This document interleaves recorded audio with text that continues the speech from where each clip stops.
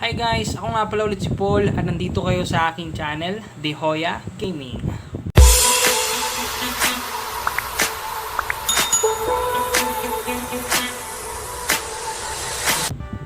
Well, on the other side, meron tayong dalawang smartwatch dito na napakamura. Actually guys, itong isa ay nabili ko lang ng 177 pesos. Ay, baliktad. Ito pala yung 169, ito pala yung 177. So guys, wag din kayo malito ha. Ito yung 169, or ito yung 177, ito yung 169. Okay? So, well, etong dalawang smartwatch na to guys is already 1 year old. Well, kung titignan nyo back on, on other videos on YouTube, particularly on this two smartwatch. Marami na silang vlog eh. So, pero those are a year ago. So, parang napakatagal na rin, di ba? So, ngayon, bakit nga pala nandito silang dalawa ngayon, no? So, isa sa mga dahilan ko ay i-review natin sila, no? Ano bang stand nila ngayong 2020? Gamit-gamit pa rin ba sila? Okay pa rin ba sila sa style? Di ba? So, well, titingnan natin, no? Kasi kung ikukumpara natin sila sa mga original na smartwatch, mga mamahaling, ito ng mga Mi Band 5, well, talagang napakaganda talaga nung mga relo na yon, no? Mga smartwatch na yon. Pero ano nga bang pinagkaiba at ano nga ba yung ma-benefit natin dito sa dalawang smartwatch na to?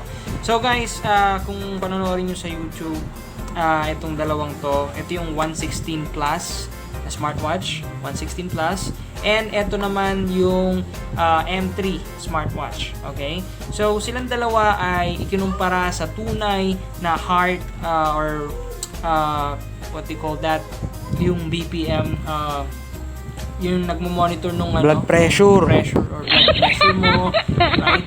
Tsaka yung heartbeat mo. So kinumpara sila, most of the time they are 90% or 99% accurate. So meron lang konting advance dun sa paggamit ng totoong what they call this, yung blood pressure monitor saka yung heartbeat monitor device. So well, titingnan natin guys, uunahin kong buksan itong Intelligence Health Bracelet. Okay, so M3 smartwatch kung tawagin.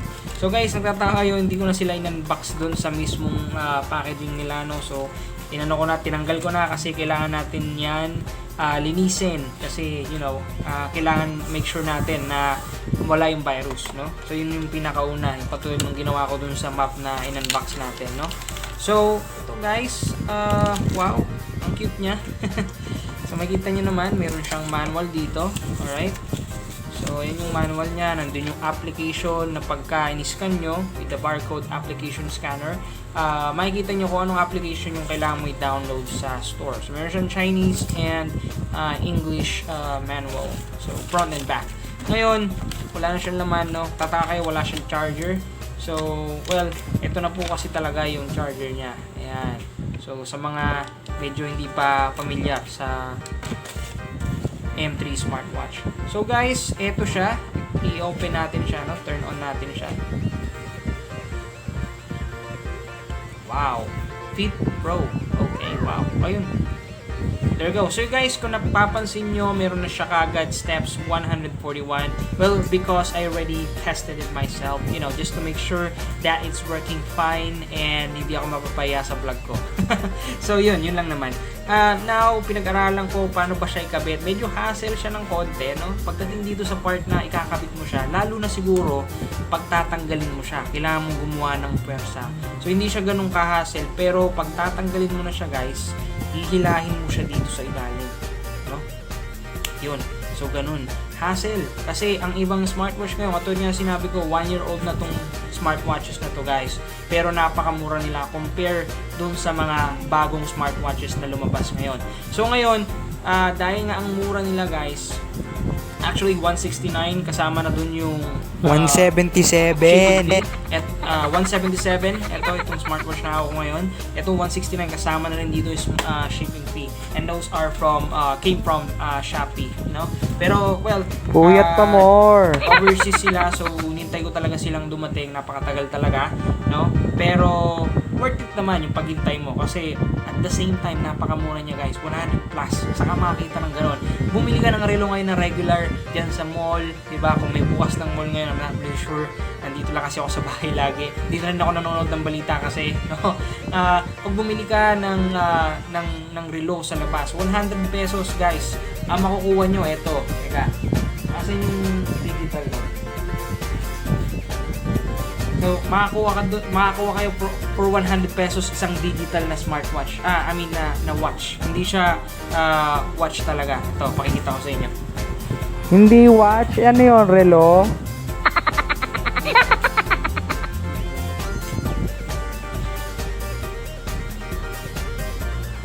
Tagal naman ang tagal-tagal. So guys, on 100 pesos, honestly, hindi to 100 pesos eh. Ang bili ko rito doon sa tapat ng company namin na mall is 199 pesos. So almost 200 pesos, dadagdagan mo na lang ng piso. So, yan siya guys. Hindi ko siya i-review pero pinapakita ko lang sa inyo, 199 pesos guys, ito makukuha nyo. No? Wala siyang scanner, oras lang talaga, and date and days, and so on and so forth. So, ito guys, makikita nyo sa ilalim, meron siyang scanner. Okay? So, kita nyo naman, meron siyang oras, meron siyang 3 different wallpaper guys. Hindi naman actually wallpaper tawag dito. Parang ano lang, yung style, no? Yun na lang, style. So guys, kung makikita nyo, kung mahilig kayong sumama sa mga, what do you call this, to blend in sa mga stylish persons or people, guys, ito yung isa sa mga stylish na relo na nakita ko sa tala ng buhay ko, no? Kasi napakamura niya guys, at 177 pesos, meron ka ng pang style na para kang naka-Mi Band na relo, di ba? Na smartwatch. So guys, pakita ko sa inyo yung style niya. Ito yung una, no? Ito yung second. Press lang natin siya, no? Yan, yung second. And para hindi siya military time, press mo pa ng isa. Ito yung pinaka last na style niya. So guys, makikita nyo naman, napakaganda niya guys, para sa 177 pesos, nakasama na yung shipping fee. So, pag in-insert nyo dito guys, actually, tinesting ko siya kahapon. Hindi ko na na-videoan kasi marami kasing nakakatakot kasi maglabas ng cellphone sa labas guys. So, hindi ko na pinakita. So, ganun lang guys. Napakasimple lang. Ihilayin mo lang siya dito and then isosot mo siya dito. There you go. And then, pwede ka na mag-trace ng walk or ng step mo, or pwede mo na siyang gamitin as blood pressure monitor, heartbeat monitor. So makikita nyo dito guys, nag-green siya. Ayan. So ayan, nakita nyo yung green na yan. Ni-scan niya yung blood pressure ko guys. So as I said earlier, 99%, well honestly 95% na lang para mas sigurado tayo, no? Pero actually sabi nung vlogger na yun, 99%, no? So actually, hindi siya vlogger guys, isa siyang nurse, no? Kinumpare niya to, itong isang smartwatch na to, and then itong smartwatch na to, no? Sa isang totoong blood pressure monitor device and also heartbeat monitor device at the same time. So guys, makita nyo naman, ayan, papakita nyo yung yung result, then mawawala yan after seconds. Then guys, honestly, na-download ko yung application niya, maganda, no? Talagang matitrace mo yung gusto mong i-trace. Hindi yung yung asawa mo, hindi mo matitrace asawa mo dito. Pero yun guys, sa sports, pwede mo siyang gamitin sa, so I think magpupull up dito yung steps. Ayan, sit up. Well honestly, that is like yung tawag dito, anong tawag dito, yung nagja-jumping rope ka, no?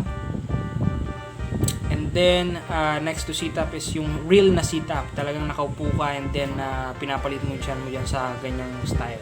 So yun siya, tatlo, and then infos meron tayo and more, no? So pwede siyang gamitin sa camera as trigger button, no? Diba, malayo ka sa camera mo, pwede mo siyang gamitin trigger button or like 1 or 2 meters away, okay? 3 meters away is like mostly mahina na yung signal mo sa phone, yung Bluetooth connection mo sa phone. So ito yung pagka hinahanap mo yung cellphone mo, hindi mo makita, at least naka-Bluetooth ka pa rin sa cellphone mo, mas mahal, yun ang mahalaga. So nag-automatic connect siya guys, once na kilala na siya ng phone mo, register na siya sa phone mo, nag-automatic connect siya once malapit ka sa phone mo. Alright? So yun yung team, pinakita ko sa inyo kanina. And that's it for the M3 smartwatch. And you can also scan the barcode ng application niya here on the smartwatch itself. So it will give you the Fit Pro application. Alright guys, and that's it.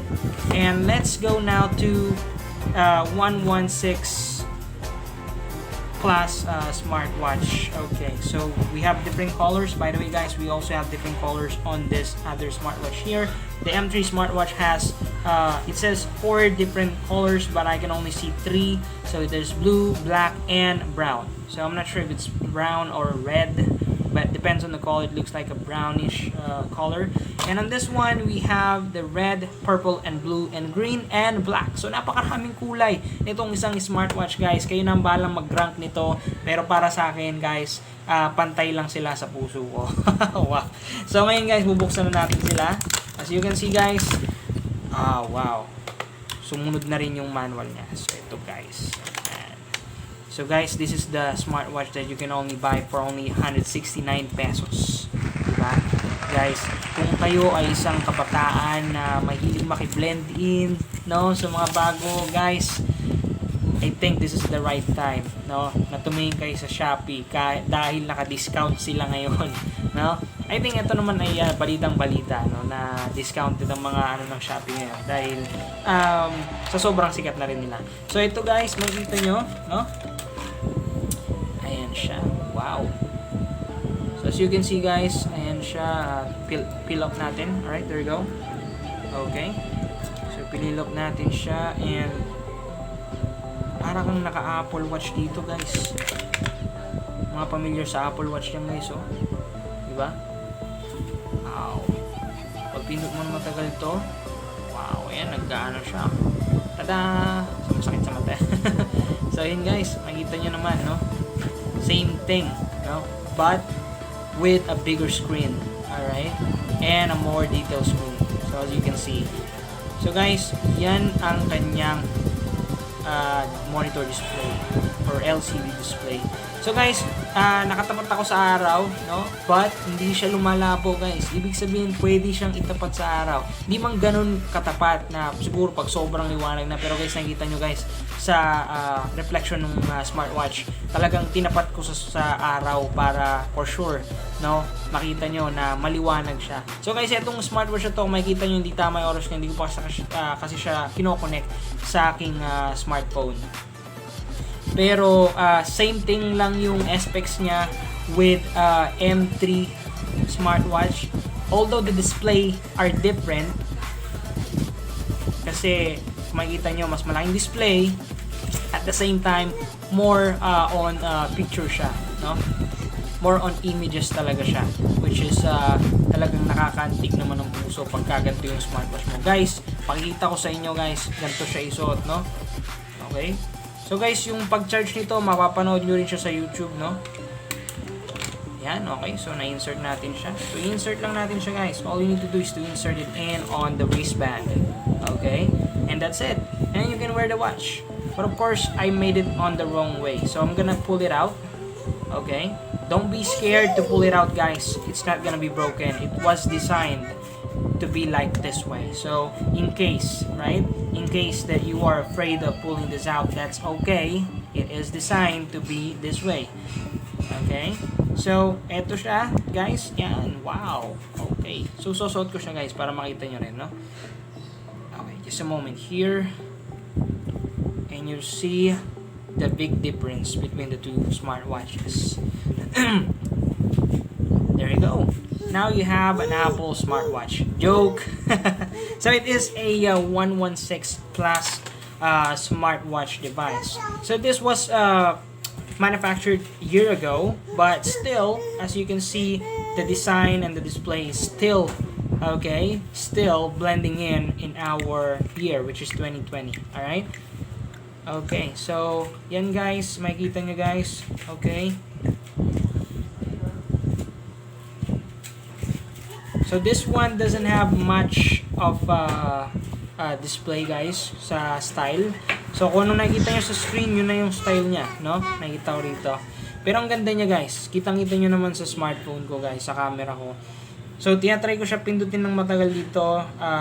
Nag-iiba lang siya. Yung military time nagiging normal time, no? So pwede siyang maging military time, just press and hold until it change to military time. Or kung gusto niyo normal na oras natin guys, just press and hold and it will show up the PM if it's AM, but actually it's AM today. Okay, so yun siya guys. Paano matatama yung oras niya? Just connect to the application na makukuha nyo doon sa mismong box or manual, no? Here's the manual. Okay, so ito yung manual nitong ito yung application nitong 116 Plus smartwatch. Diyan yung ano niya, barcode. Just scan that and you will be able to get the Fit Pro application. You can also search it on Google Play Store guys. So nakikita nyo naman guys, okay talaga siya guys. So yun lang guys, pinakita ko lang sa inyo, napakaganda at napakamura nito ngayon sa Shopee. And of course guys, this is only to settle the score. Okay, so kung makikita nyo, pwede kasing ito pang lalaki, ito pang babae, di ba? So but to be honest, ito yung akin. Ito, bibenta ko. So ito, binibenta ko siya guys for only the same price, no? Okay, so yun guys, pero sagot nga lang nung bibili yung yung shipping fee just in case malayo, no? Pero yun guys, kung nagustuhan niyo itong video ko, please hit the like button and also please don't forget to subscribe. And of course, kung kayo ay may mga requests, pwede kayo mag-request sa akin anong mga gusto niyo ipa-vlog sa akin, pwede kong i-try, baka kaya ko, no? So as a small YouTuber, I'm not gonna be able to do a lot of things, but of course I'm gonna do my best, all right, just to post it on my YouTube channel just for you guys. All right, and of course again, this is Paul at nanonood kayo sa akin channel, The Hoya Gaming. Thank you guys for watching. Bye.